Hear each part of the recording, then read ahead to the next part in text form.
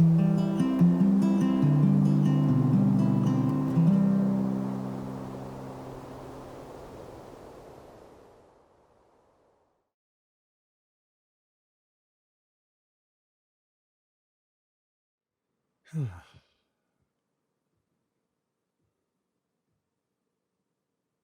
good to be back with all of you today.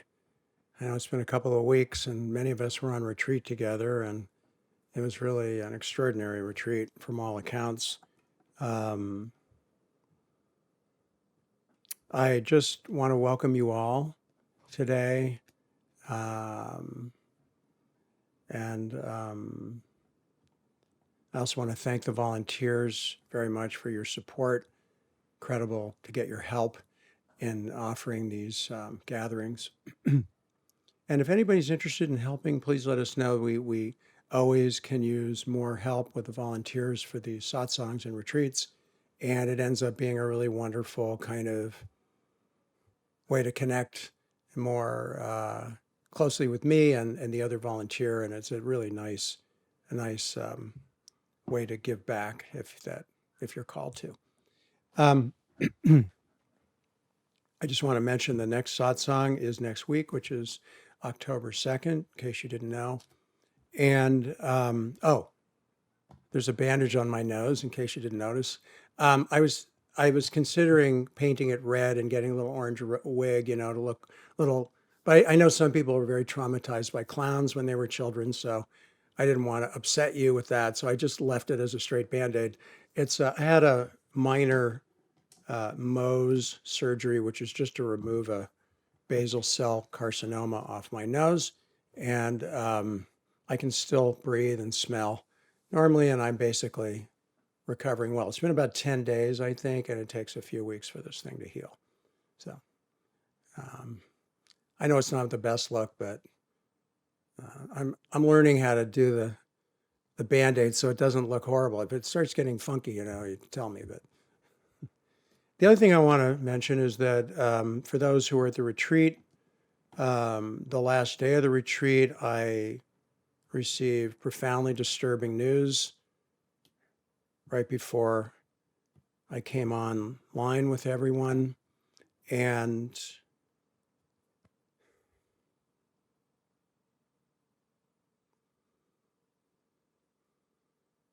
what I want to say about that is that I am sadly grieving the loss of my mother-in-law, who passed away from COVID. And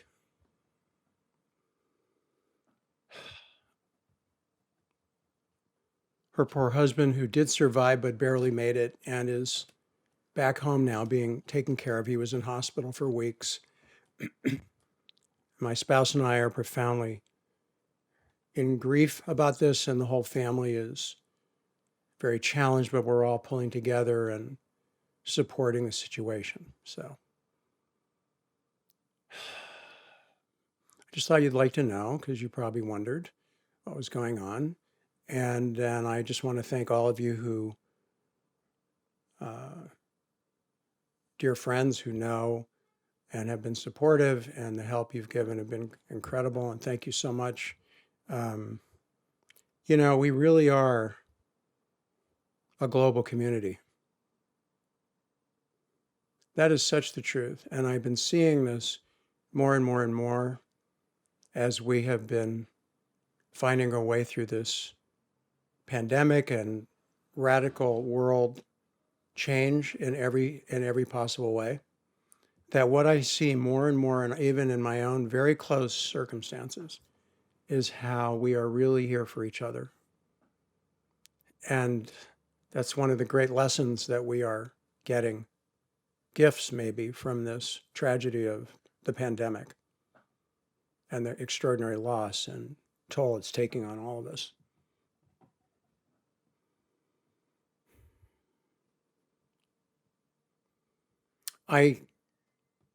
Many of you know this about me, and I think appreciate it, that I don't hide my humanity. In fact, I openly share it because I think it's very important for us to understand how to take care of our human existence as we awaken and become more and more embodied in presence.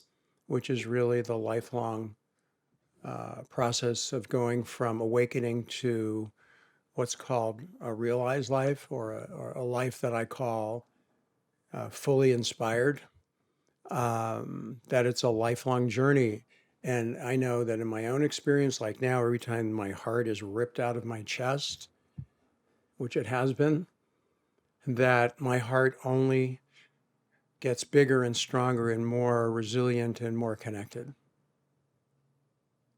Big heart and the connectedness. So I actually become more available to face what's in front of me rather than to push away what I don't want to experience. Every time the rug gets pulled out, same thing. So remarkably, I am in my clarity, more profoundly at peace, spacious, radiant, whatever. It's incredible. And it was so interesting to talk to some of my students who had private sessions with me since the retreat, to hear that even though they may have had a very difficult retreat, very challenging, that somehow or other on the other side of it, they feel incredibly better. Even one of them was quoting Jennifer, Christian at the retreat, who said, I loved what she said. I don't know if you're here, Jennifer. I think you might be. This shit works. And I thought, oh, that's great. We want to use that as a slogan somewhere where somebody won't be triggered. And we don't know how, but we know it does. And somehow coming into this environment, as I have been for my lifetime since I was 16, and that first, the transformation happened for me at 16. I didn't know what had happened to me. It saved my life, honestly. That's really what it did. And it's guided me ever since, as it does now, and you as well, that by being in this environment, this even online, remarkably, actually, there's something that connects our self to our deep self. We call it true nature. We call it the presence. We call it the Tao. There's a ton of names for it, right? You have your names or no name, doesn't matter. Emptiness, divine consciousness, it's all the same thing. Doesn't matter what you call it, but when it's resonating in you, and I know it's resonating in you because you wouldn't be here. And when it starts to resonate into consciousness, even slightest little glimpses, even the slightest little taste, somehow or other, you're drawn to teachings and practices and teachers and so forth, because it's the natural calling of coming back home to our true self. So as hard as it is at times, even for me and everybody I know who's so-called enlightened, it's sometimes life kicks our ass beyond belief and challenges us in a way that we don't know how we can go on. Or we don't know how we're going to manage. We don't know how we're going to get through. And I've been in front of that wall countless times in my life. And remarkably, because I have been fortunately blessed with awakening and consciousness as you have, I found my way through adversity, as we are now in my own family. And we're only getting closer and more connected because of it. That is the truth. So, again, I welcome you here on every level of your being. Your physical being, your mental realm, your emotional being, your energetic realm, and your true self, which we are one as and in. So let's meditate for a little while. Let's sit quietly. And then we will continue with dialogue, and who knows, I might have something else to say. I usually do. And it's when I was in the group 2 weeks ago, and you didn't know what was going on, but I shared with you that this is always the best place for me at the most challenging times of my life. And I know that when I was a young monk and learning and training in the discipline of Zen and mindfulness and Vipassana and all of it for decades actually, that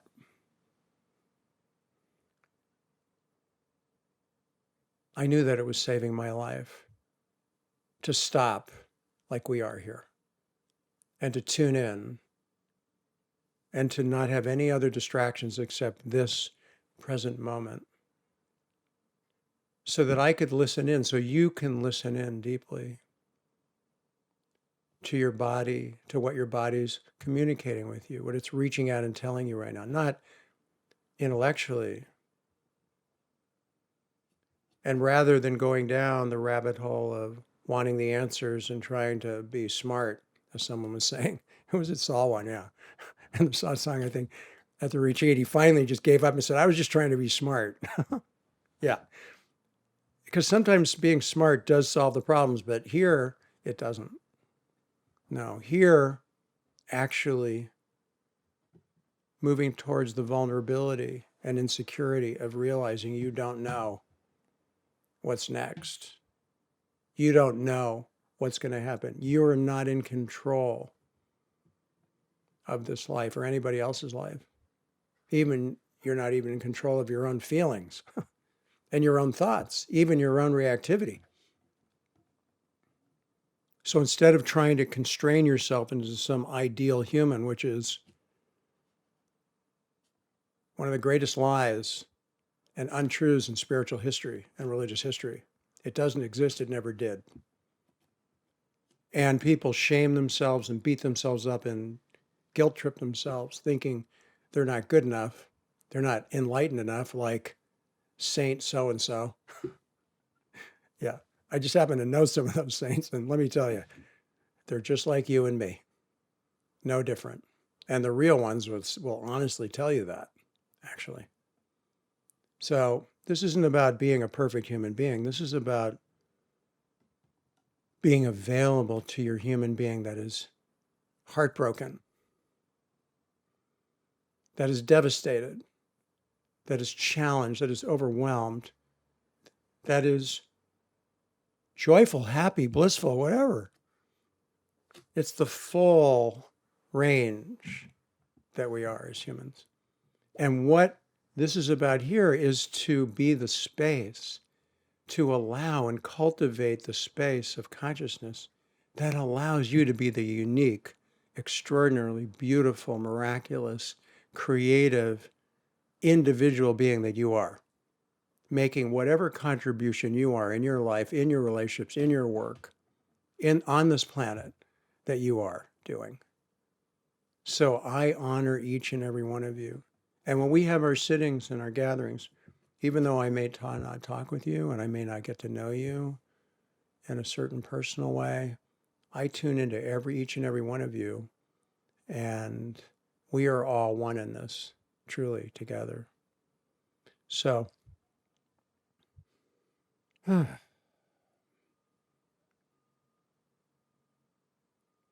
as I said at the retreat, and I'll say it now, that I don't really know how to teach anything, really. Well, yeah, I do know how to teach a few things, but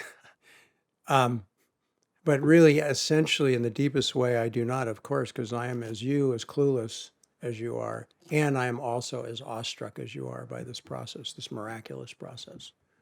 So like you, I surrender and open and discover every moment. And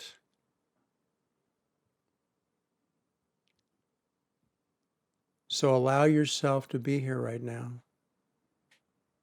Give yourself permission. Give yourself permission to be how you are. And let go of or notice the resistance to how you are. And bring attention to the reactivity that you may have in your system that rejects who you are even, or judges who you are, or blames you for who you are, or compares you to whatever that you're not, that you think you're not. So you can begin to become free of the false self, the egoic false self. That is not our true self. That is just our relative survival self that is important to have and understand how to have compassion for forgiveness for, patience for, and love and understanding for.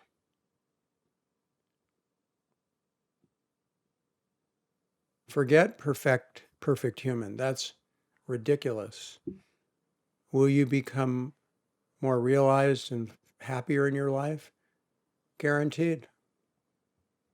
Not only do I know that, but I see this with so many people that that I have known for decades. I see this, and it's constantly mind-blowing what a miraculous existence this is. So let go of your beliefs. My dear friend for over 20 years, Adyashanti, called me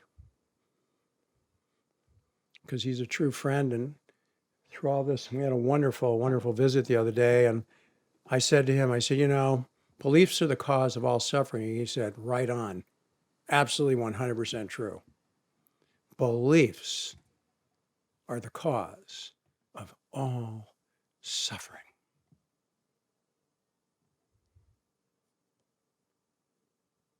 So pay close attention to what you believe.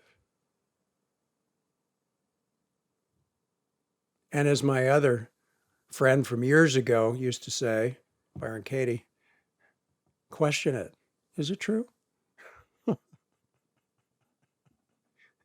It's not. It's just a belief that gets you to where you are. That's all. But don't have it be the prison of your eternal unhappiness, but rather the gateway to your freedom.